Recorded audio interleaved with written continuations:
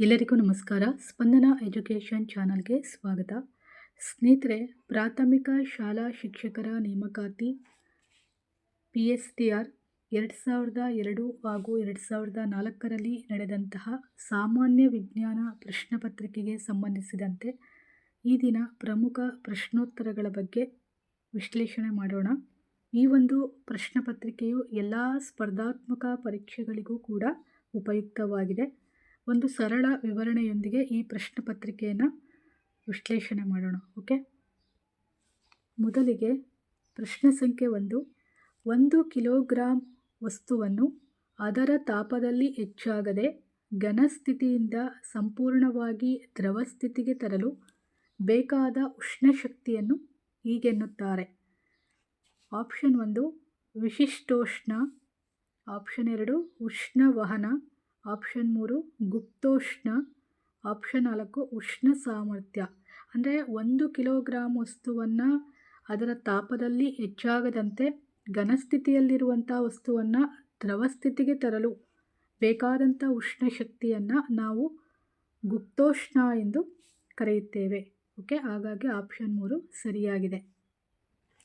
ಪ್ರಶ್ನೆ ಸಂಖ್ಯೆ 2, ಸಿಲಿಕಾನ್ ಎಂಬ ಅರೆವಾಹಕದ ಉಷ್ಣತೆ ಯತ್ನಿಸಿದಾಗ ಅದರ ವಿದ್ಯುತ್ ವಾಹಕ ಶಕ್ತಿ, ಹೆಚ್ಚಿಸಿದಾಗ ಅಂತ ಮಾಡ್ಕೊಳ್ಳಿ.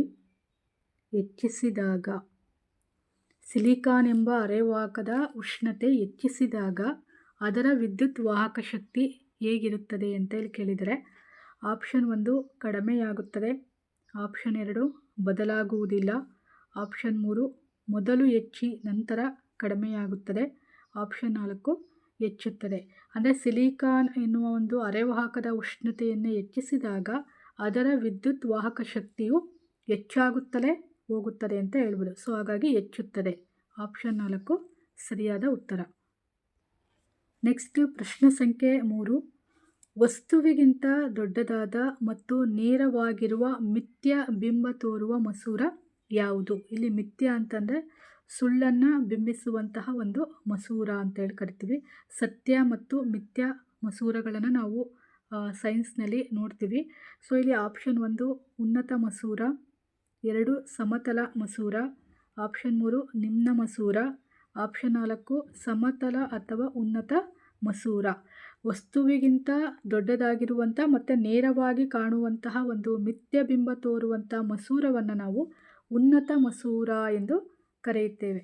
ಓಕೆ, ನೆಕ್ಸ್ಟ್ ಪ್ರಶ್ನೆ ಸಂಖ್ಯೆ 4, 60 ವ್ಯಾಟ್ 220 ವಿ ಎಂದು ನಮೂದಿಸಿರುವ ಬಲ್ಬಿನ ಮೂಲಕ ಹರಿಯುವ ವಿದ್ಯುತ್ ಪ್ರವಾಹ ಯಾವುದು? Option 1 3.7 A, option 2 0.273 A, option 3 1.92 A, option 4 2.73 A. ಇಲ್ಲಿ 60 ವ್ಯಾಟ್ ಇರುವಂತಹ 220 ವಿ ಎಂದು ನಮೂದಿಸಿರುವಂತಹ ಬಲ್ಬಿನ ಮೂಲಕ ಹರಿಯುವಂತಹ ವಿದ್ಯುತ್ ಪ್ರವಾಹ ಯಾವುದಾಗಿರುತ್ತೆ?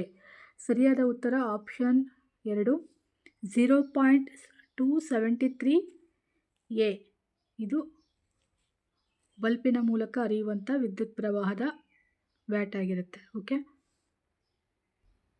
ನೆಕ್ಸ್ಟ್ ಪ್ರಶ್ನೆ ಸಂಖ್ಯೆ 5, 10 ಕಿಲೋಗ್ರಾಂ ವಸ್ತುವನ್ನು 5 ಮೀಟರ್ ಎತ್ತರದಲ್ಲಿ ಇರಿಸಿದಾಗ ನಡೆದಿರುವ ಕೆಲಸದ ಮೊತ್ತ ಎಷ್ಟು? ಆಪ್ಷನ್ 1 980 ಜೆ ಅಂತಂದರೆ ಇಲ್ಲಿ ನಾವು ಜೌಲ್ ಅಂತೇಳಿ ಕರಿತೀವಿ. Okay, next option 2 490 J, option 3 19.6 J, option 4 245 J. 10 ಕಿಲೋಗ್ರಾಮಲ್ಲಿರುವಂಥ ಒಂದು ವಸ್ತುವನ್ನು 5 ಮೀಟರ್ ಎತ್ತರದಲ್ಲಿ ಇರಿಸಿದಾಗ ನಡೆದಿರುವಂಥ ಕೆಲಸದ ಮೊತ್ತ 490 ಜೌಲ್ ಆಗಿರುತ್ತೆ. ಓಕೆ, ಆಪ್ಷನ್ 2 ಸರಿ. ಪ್ರಶ್ನೆ ಸಂಖ್ಯೆ 6, ಅಡುಗೆ ಉಪ್ಪು ಈ ಸಂಯುಕ್ತ ವಸ್ತುವಾಗಿದೆ.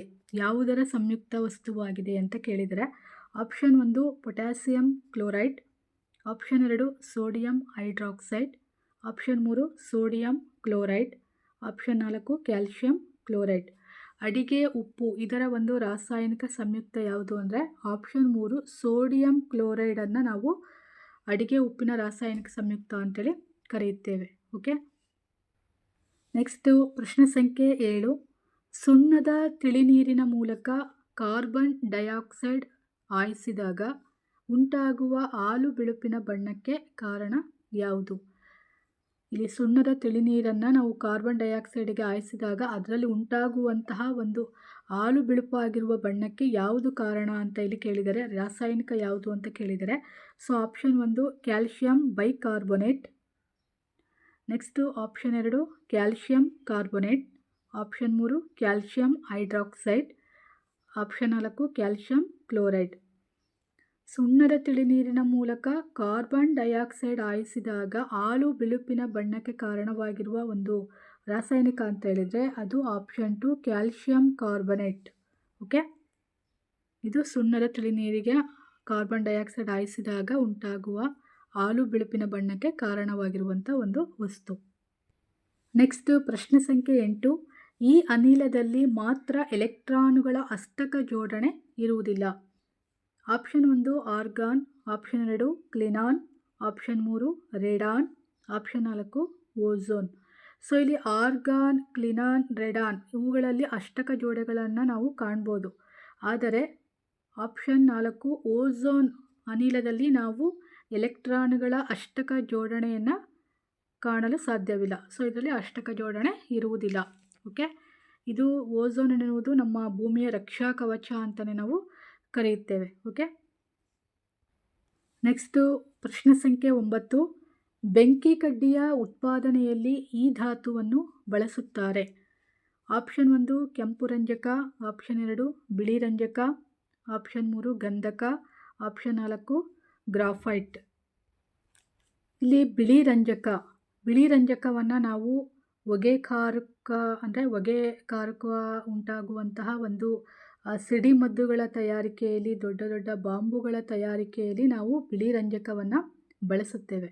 ಇನ್ನು ಗಂಧಕ ಅನ್ನೋ ಒಂದು ಧಾತುವಿಗೆ ಯಾವುದೇ ರುಚಿಯಾಗಲಿ ಅಥವಾ ವಾಸನೆಯಾಗಲಿ ಇರುವುದಿಲ್ಲ. ಅದನ್ನು ನಾವು ಔಷಧಿಯುಕ್ತ ತಯಾರಿಕೆಯಲ್ಲಿ ಬಳಸ್ಬೋದು. ಮೆಡಿಸಿನ್ಸ್ಗಳಲ್ಲಿ ಆ ಗಂಧಕವನ್ನು ಬಳಸ್ತಾರೆ. ಇನ್ನು ಗ್ರಾಫೈಟ್ ಈ ಧಾತುವನ್ನು ನಾವು ಯಾವುದರಲ್ಲಿ ಅಂದರೆ ಪೆನ್ಸಿಲ್ ತಯಾರಿಕೆಯಲ್ಲಿ ನಾವು ಗ್ರಾಫೈಟ್ ಧಾತುವನ್ನು ಬಳಸ್ತೇವೆ. ಓಕೆ. ಆದರೆ ಕೆಂಪು ರಂಜಕ ಇದನ್ನು ಬೆಂಕಿ ಕಡ್ಡಿಯ ತಯಾರಿಕೆಯಲ್ಲಿ ಬಳಸುತ್ತೇವೆ. ಹಾಗಾಗಿ ಆಪ್ಷನ್ 1 ಸರಿ. ಬೆಂಕಿ ಕಡ್ಡಿಯ ಉತ್ಪಾದನೆಯಲ್ಲಿ ಬಳಸುವಂಥ ಧಾತು ಯಾವುದು ಅಂದರೆ ಕೆಂಪು ರಂಜಕ. ಓಕೆ. ಆದರೆ ಬಿಳಿ ರಂಜಕವನ್ನು ಯಾವಾಗಲೂ ನೀರಿನಲ್ಲಿ ಇಟ್ಟಿರ್ತಾರೆ. ಯಾಕೆ ಅಂತಂದರೆ ಇದು ವಾತಾವರಣದಲ್ಲಿರುವಂಥ ಗಾಳಿಯ ಜೊತೆಗೆ ವರ್ತಿಸಿದಾಗ ದೊಡ್ಡ ಅನಾಹುತವೇ ಆಗ್ಬೋದು. ಓಕೆ. ಅದಕ್ಕೆ ಅದನ್ನು ನೀರಿನಲ್ಲಿ ಹಾಗೆ ಇಟ್ಟಿರ್ತಾರೆ. ಅದನ್ನು ಸಿಡಿಮದ್ದುಗಳ ತಯಾರಿಕೆಯಲ್ಲಿ, ಬಾಂಬುಗಳ ತಯಾರಿಕೆಯಲ್ಲಿ, ಇಂತಹ ಒಂದು ತಯಾರಿಕೆಯಲ್ಲಿ ಬಿಳಿ ರಂಜಕವನ್ನು ಬಳಸ್ತಾರೆ.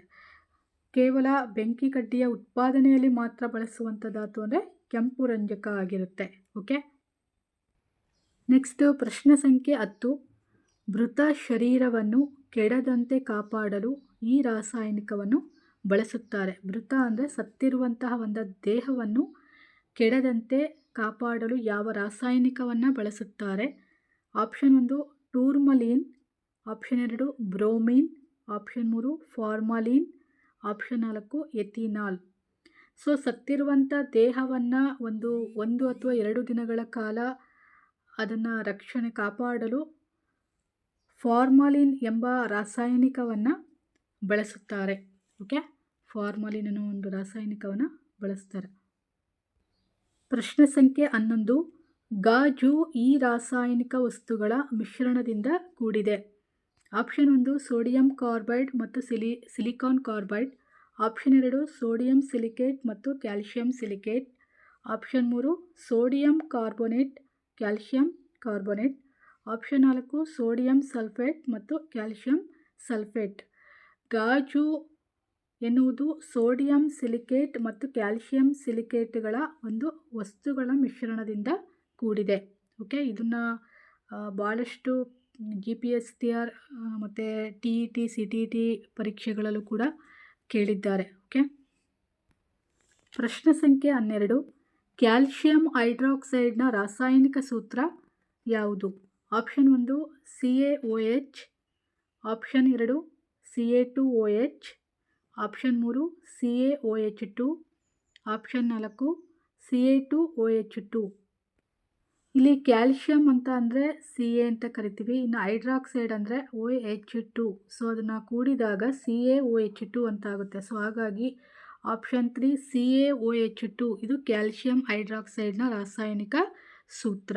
ಓಕೆ, ನೆಕ್ಸ್ಟ್ ಪ್ರಶ್ನೆ ಸಂಖ್ಯೆ 13.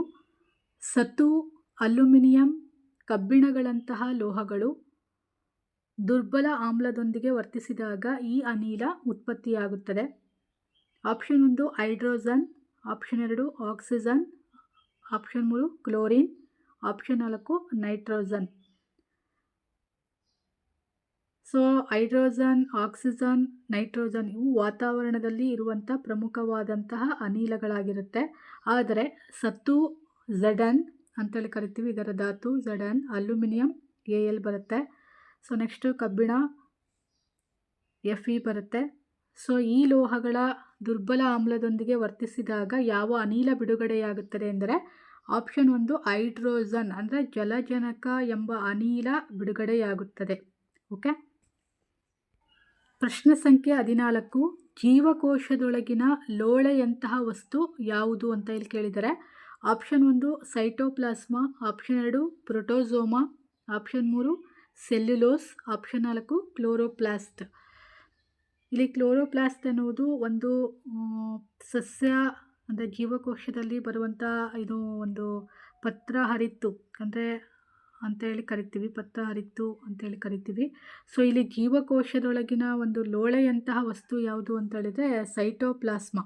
ಓಕೆ, ಇದು ಜೀವಕೋಶದೊಳಗಿನ ಲೋಳೆಯಂಥ ವಸ್ತು ಸೈಟೋಪ್ಲಾಸ್ಮಾ ಆಗಿರುತ್ತೆ. ನೆಕ್ಸ್ಟು ಪ್ರಶ್ನೆ ಸಂಖ್ಯೆ 15. ಈಸ್ಟ್ ಇದಕ್ಕೆ ಉದಾಹರಣೆಯಾಗುತ್ತದೆ.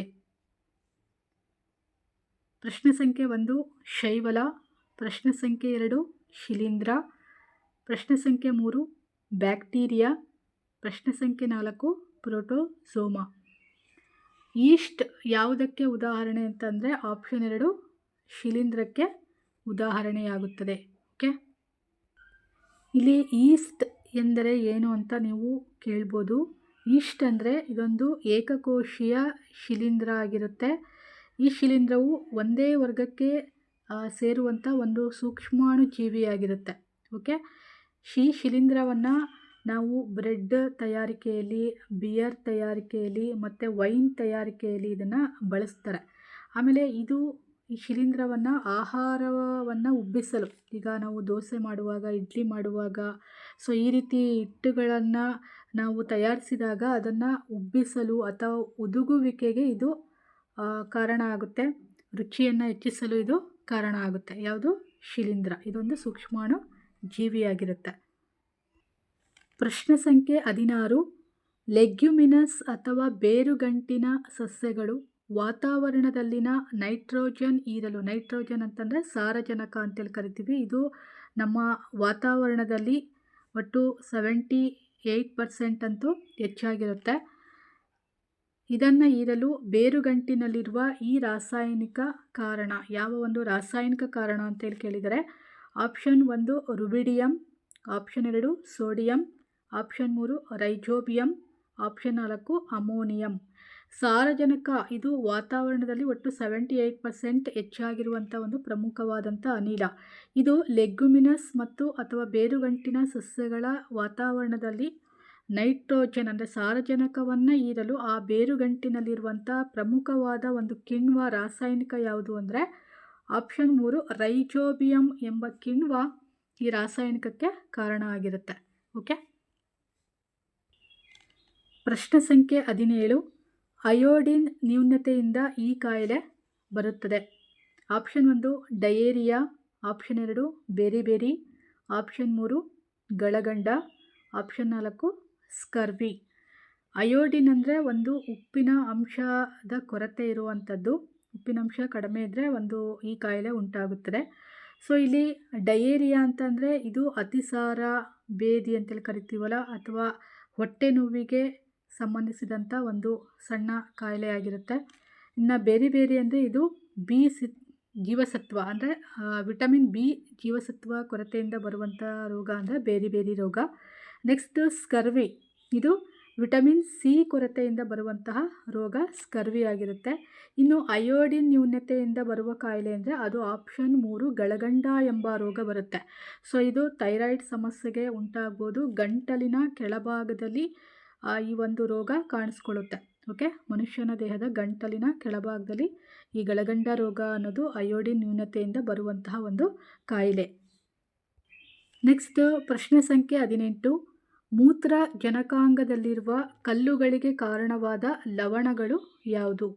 Option 1 calcium carbonate, option 2 calcium oxalate, option 3 magnesium sulphate, option 4 calcium ಕ್ಲೋರೈಡ್ಗಳು. ಮೂತ್ರಜನಕಾಂಗದಲ್ಲಿರುವಂಥ ಒಂದು ಕಲ್ಲುಗಳನ್ನು ಅಂದರೆ ಕಲ್ಲುಗಳಿಗೆ ಕಾರಣವಾದಂಥ ಪ್ರಮುಖ ಲವಣಗಳು ಅಂತಂದರೆ ಆಪ್ಷನ್ 2 ಕ್ಯಾಲ್ಶಿಯಂ ಆಕ್ಸಲೇಟ್. ಇವು ಲವಣಗಳು ಮೂತ್ರಜನಕಾಂಗದಲ್ಲಿರುವಂಥ ಕಲ್ಲುಗಳಿಗೆ ಮುಖ್ಯ ಕಾರಣವಾದಂಥ ಲವಣಗಳಾಗಿರುತ್ತೆ. ಸೊ ಇದನ್ನು ಚಿಕಿತ್ಸೆಯನ್ನು ನಾವು ಡಯಾಲಿಸಿಸ್ ಚಿಕಿತ್ಸೆಯ ಮೂಲಕ ಇದನ್ನು ಕಲ್ಲುಗಳನ್ನು ಮೂತ್ರಜನಕಾಂಗದಲ್ಲಿರುವ ಕಲ್ಲುಗಳನ್ನು ತೆಗೆದು ವಾಸಿ ಮಾಡ್ಬೋದು. ಓಕೆ, ಇದಕ್ಕೆ ಸೂಕ್ತವಾದ ಚಿಕಿತ್ಸೆ ಅಂದರೆ ಡಯಾಲಿಸಿಸ್ ಚಿಕಿತ್ಸೆ. ನೆಕ್ಸ್ಟ್ 19ನೇ ಪ್ರಶ್ನೆ. ಮಾನವನ ದೇಹದಲ್ಲಿ ಜೀವಕೋಶದಲ್ಲಿರುವ ಕ್ರೋಮೋಸೋಮ್ಗಳ ಸಂಖ್ಯೆ ಎಷ್ಟು? Option 1 48, option 2 46, option 3 23, option 4 33. ನಮ್ಮ ಮಾನವನ ದೇಹದ ಒಂದು ಜೀವಕೋಶದಲ್ಲಿರುವ ಕ್ರೋಮೋಸೋಮುಗಳು ತಂದೆ ಮತ್ತು ತಾಯಿಯಿಂದ ಒಟ್ಟಾಗಿ ಇರುವಂಥ ಕ್ರೋಮೋಸೋಮುಗಳ ಸಂಖ್ಯೆ ಎಷ್ಟು? ತಂದೆಯಿಂದ ನಾವು 23 ಜೊತೆ ಕ್ರೋಮೋಸೋಮುಗಳನ್ನು ನೋಡ್ಬೋದು. ಇನ್ನು ತಾಯಿಯಿಂದ 23 ಜೊತೆ ಕ್ರೋಮೋಸೋಮುಗಳನ್ನು ಕಾಣ್ಬೋದು. ಒಟ್ಟು 46 ಕ್ರೋಮೋಸೋಮುಗಳು ಮಾನವನ ದೇಹದಲ್ಲಿ ಇವೆ. ಓಕೆ, ಮಾನವನ ದೇಹದ ಜೀವಕೋಶದಲ್ಲಿರುವ ಕ್ರೋಮೋಸೋಮುಗಳ ಸಂಖ್ಯೆ ತಂದೆಯಿಂದ 23, ತಾಯಿಯಿಂದ 23, ಒಟ್ಟು 46 ಕ್ರೋಮೋಸೋಮುಗಳ ಸಂಖ್ಯೆ ಇದೆ. ಓಕೆ, ನೆಕ್ಸ್ಟ್ ಪ್ರಶ್ನೆ ಸಂಖ್ಯೆ 20. ಈ ಕೋಲಿ ಬ್ಯಾಕ್ಟೀರಿಯಾ ಎಲ್ಲಿ ಕಂಡುಬರುತ್ತದೆ? ಆಪ್ಷನ್ 1 ಮಾನವನ ಮೆದುಳು, ಆಪ್ಷನ್ 2 ಹಾಲು, ಆಪ್ಷನ್ 3 ಮಾನವನ ಕರಳು, ಆಪ್ಷನ್ 4 ಮಾನವನ ಪಿತ್ತಜನಕಾಂಗ. ನಾವು ಕೋಲಿ ಬ್ಯಾಕ್ಟೀರಿಯಾಗಳನ್ನು ನಾವು ಮಾನವನ ಕರುಳಿನಲ್ಲಿ ಕಾಣ್ಬೋದು. ಓಕೆ, ಮಾನವನ ಕರಳು ಸರಿಯಾದ ಉತ್ತರ. ಪ್ರಶ್ನೆ ಸಂಖ್ಯೆ 21. ಈ ಜೀವಸತ್ವ ನೀರಿನಲ್ಲಿ ಕರಗುವುದಿಲ್ಲ. ಯಾವ ಜೀವಸತ್ವ ನೀರಿನಲ್ಲಿ ಕರಗುವುದಿಲ್ಲ ಅಂತ ಇಲ್ಲಿ ಕೇಳಿದರೆ option 1 vitamin C, option 2 vitamin B12, option 3 vitamin A, option 4 vitamin B2. ನಾವು ನೀರಿನಲ್ಲಿ ಕರಗುವ ಮತ್ತು ಕೊಬ್ಬಿನಲ್ಲಿ ಕರಗುವ ವಿಟಮಿನ್ಗಳನ್ನು ಸರಿಯಾಗಿ ತಿಳ್ಕೊಂಡಿರಬೇಕು. ಯಾಕೆಂದರೆ ಇವು ಎಲ್ಲ ಸ್ಪರ್ಧಾತ್ಮಕ ಪರೀಕ್ಷೆಗಳಲ್ಲೂ 1 ಅಂಕಗಳಿಗೆ ಇದ್ದೇ ಇರುತ್ತೆ. ಇಲ್ಲಿ ನೀರಿನಲ್ಲಿ ಕರಗುವುದಿಲ್ಲ ಜೀವಸತ್ವ ಕೇಳಿದರೆ, ಸೊ ಇಲ್ಲಿ ನೀರಿನಲ್ಲಿ ಕರಗದೇ ಇರುವಂಥ ಜೀವಸತ್ವ ಯಾವುದು ಅಂತಂದರೆ option 3 vitamin A, D, E, K. ಈ 4 ಜೀವಸತ್ವಗಳು ನೀರಿನಲ್ಲಿ ಕರಗುವುದಿಲ್ಲ. ಓಕೆ, ಯಾಕೆಂದರೆ ಇವನ್ನ ಕೊಬ್ಬಿನಲ್ಲಿ ಇರುವಂತಹ ಜೀವಸತ್ವಗಳು ಅಂತೇಳಿ ನಾವು ಕರಿತೀವಿ. ಕೊಬ್ಬಿನಲ್ಲಿ ಇರುವಂಥ ಜೀವಸತ್ವಗಳು ಅಂದರೆ ಎ, ಡಿ, ಇ, ಕೆ. ಹಾಗಾದರೆ ನೀರಿನಲ್ಲಿ ಕರಗುವ ವಸ್ತುಗಳು ಯಾವುದು, ಜೀವಸತ್ವಗಳು ಯಾವುದು ಅಂದರೆ ವಿಟಮಿನ್ ಸಿ ಮತ್ತು ಬಿ. ವಿಟಮಿನ್ ಸಿ ಮತ್ತು ಬಿಯಲ್ಲಿ B12, ಆಮೇಲೆ B3, B2, B4, B5, B6, B8 ಇವೆಲ್ಲವೂ ಕೂಡ ನೀರಿನಲ್ಲಿ ಕರಗುವಂತಹ ಜೀವಸತ್ವಗಳಾಗಿರುತ್ತೆ. ಆದರೆ ಎ, ಡಿ, ಇ, ಕೆ ಎನ್ನುವುದು ಕೊಬ್ಬಿನಲ್ಲಿ ಕರಗುವಂಥ ಜೀವಸತ್ವಗಳಾಗಿರುತ್ತೆ. ಓಕೆ, ನೆನ್ಪಿಟ್ಕೊಳ್ಳಿ, ನೀರಿನಲ್ಲಿ ಕರಗುವಂಥದ್ದು ಸಿ ಮತ್ತು ಬಿ ಜೀವಸತ್ವಗಳು, ಕೊಬ್ಬಿನಲ್ಲಿ ಕರಗುವಂಥ ಜೀವಸತ್ವಗಳು ಎ, ಡಿ, ಇ, ಕೆ ಜೀವಸತ್ವಗಳು. ಓಕೆ, ಪ್ರಶ್ನೆ ಸಂಖ್ಯೆ 22.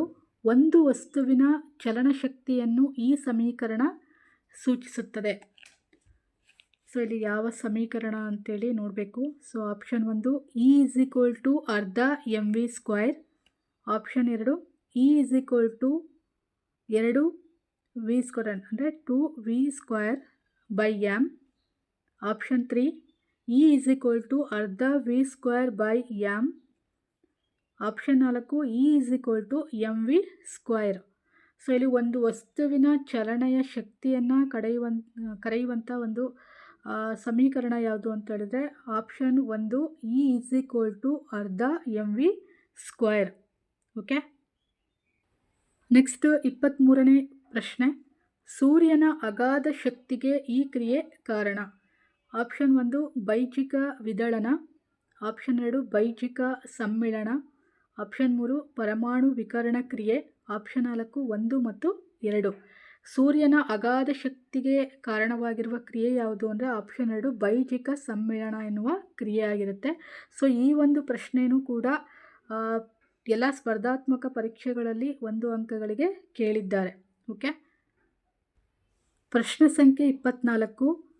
ರೀಗಲ್ ಎಂಬ ನಕ್ಷತ್ರ ನೀಲಿ ಮಿಶ್ರಿತ ಬೆಳಕು ಬಣ್ಣದ್ದಾಗಿ ಕಾಣುತ್ತದೆ, ಅದಕ್ಕೆ ಕಾರಣ ಯಾವುದು? ರೀಗಲ್ ಎಂಬ ಒಂದು ನಕ್ಷತ್ರ ಅದು ನೀಲಿ ಮಿಶ್ರಿತವಾಗಿರುವಂಥ ಒಂದು ಬೆಳಕಿನ ಬಣ್ಣವಾಗಿ ಕಾಣುತ್ತದೆ ಅಂತೆ. ಸೊ ಅದಕ್ಕೆ ಪ್ರಮುಖವಾದ ಕಾರಣ ಯಾವುದು? ಆಪ್ಷನ್ 1 ಅದರ ಮೇಲ್ಮೈ ತಾಪ ಅತಿ ಹೆಚ್ಚು ಆಗಿದೆ, ಆಪ್ಷನ್ 2 ಅದರ ಮೇಲ್ಮೈ ತಾಪ ಅತಿ ಕಡಿಮೆ, ಆಪ್ಷನ್ 3 ಬೆಳಕಿನ ವಕ್ರೀಭವನ, ಆಪ್ಷನ್ 4 ಆ ನಕ್ಷತ್ರವು ನೀಲಿ ಬೆಳಕನ್ನು ಮಾತ್ರ ಚೆಲ್ಲುತ್ತದೆ. ಸೊ ರೀಗಲ್ ಎಂಬ ನಕ್ಷತ್ರವು ಅದರ ಮೇಲ್ಮೈನ ತಾಪ ಏನಾಗಿರುತ್ತೆ ಅಂದರೆ ಅತಿ ಹೆಚ್ಚಾಗಿರುತ್ತೆ. ಸೊ ಹಾಗಾಗಿ ಅದು ನೀಲಿ ಮಿಶ್ರಿತ ಬೆಳಕಿನ ಬಣ್ಣದಾಗಿ ಕಾಣುತ್ತದೆ. ಸೊ ಹಾಗಾಗಿ ಆಪ್ಷನ್ 1 ಅದರ ಮೇಲ್ಮೈ ತಾಪ ಅತಿ ಹೆಚ್ಚು ಆಗಿದೆ, ಅದು ಸರಿಯಾದ ಉತ್ತರ. ಈ ಪ್ರಶ್ನೆ ಪತ್ರಿಕೆಯ ಕೊನೆಯ ಪ್ರಶ್ನೆ 25.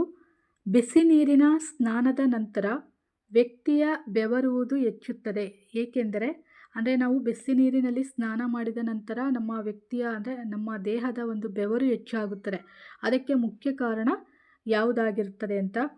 ಆಪ್ಷನ್ 1 ಇಡೀ ದೇಹದ ತಾಪಮಾನ ಹೆಚ್ಚುತ್ತದೆ, ಆಪ್ಷನ್ 2 ಬೆವರಿನ ಗ್ರಂಥಿಯ ರಂಧ್ರಗಳು ಶುದ್ಧಗೊಳ್ಳುತ್ತದೆ, ಆಪ್ಷನ್ 3 ಚರ್ಮದ ತಳಭಾಗದಲ್ಲಿ ರಕ್ತ ಸಂಚಾರ ಹೆಚ್ಚುತ್ತದೆ, ಆಪ್ಷನ್ 4 ತ್ಯಾಜ್ಯ ಲವಣಗಳು ಚರ್ಮ ಬಿಸಿ ಇದ್ದಾಗ ಬೇಗ ಕರಗುತ್ತವೆ.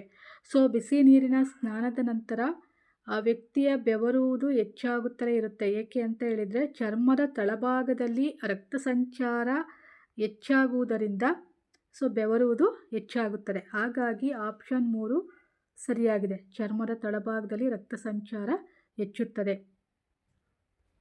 ಸ್ನೇಹಿತರೆ, ಇದಿಷ್ಟು ಪ್ರಾಥಮಿಕ ಶಾಲಾ ಶಿಕ್ಷಕರ ನೇಮಕಾತಿ 2002 ಹಾಗೂ 2004ರಲ್ಲಿ ನಡೆದಂತಹ ವಿಜ್ಞಾನ ಪ್ರಶ್ನೆ ಪತ್ರಿಕೆಯಾಗಿದ್ದು, ಈ ಒಂದು ಪ್ರಶ್ನೆ ಪತ್ರಿಕೆಯನ್ನು ನಾನು ಸರಳವಾಗಿ ಎಲ್ಲ ಉತ್ತರಗಳನ್ನು ಸರಿಯಾಗಿ ತಿಳಿಸಿದ್ದೇನೆ ಅಂತ ಅಂದ್ಕೊಂಡಿದ್ದೀನಿ. ಸೊ ಈ ಒಂದು ವಿಡಿಯೋ ನಿಮಗೆಲ್ಲ ಇಷ್ಟವಾಗಿದ್ದರೆ ಲೈಕ್ ಮಾಡಿ, ಶೇರ್ ಮಾಡಿ, ಹಾಗೆ ನಮ್ಮ ಸ್ಪಂದನ ಎಜುಕೇಷನ್ ಚಾನಲ್ಗೆ ಸಬ್ಸ್ಕ್ರೈಬ್ ಆಗಿ. Thank you all.